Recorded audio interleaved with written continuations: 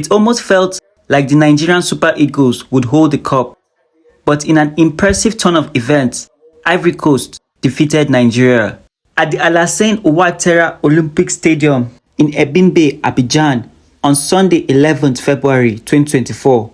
Emmanuel Adebayo, a Togolese former professional footballer who played for Arsenal, Manchester City and some other clubs, held the African Cup of Nations Cup and walked to the podium to give the host nation, Ivory Coast, their trophy as the team came from behind to defeat Nigeria, who started the game in the lead but with so much pressure from Ivory Coast. A corner from William Trust Ekong, who nodded the ball into the back of the net, put the Nigerian Super Eagles in the lead.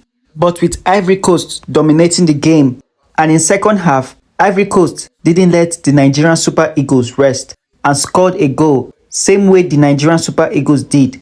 And this time, Frank Kessie scored to equalize the Elephants, and Sebastian Haller scored in a surprise goal as he put his foot onto a cross at the 81st minute and it passed Stanley Nwambale to decide the match. The player Sebastian Haller has also been on injury throughout the tournament. Fans and supporters of the Super Eagles would say the team didn't play as expected. With only one shot on target, the game was one-sided and Ivory Coast surely deserves this win. The Nigerian Super Eagles coach, Jose Peseiro, has some more homework to do with the team, training them on how to keep up with pressure. But talking about pressure and morale, the whole stadium was jam-packed with the Ivorians, who were all booing Nigeria anytime a team player held the ball, which is a bad morale for the game. Victor Osimhen, our star player, did his best, but at the end, it is only second place Nigeria has to show for it. With the Vice President of the Federation of Nigeria, Kashim Shettima, attending the game in person at Abidjan, Côte d'Ivoire, to this disappointment, and now working with CAF representative to join in awarding the players.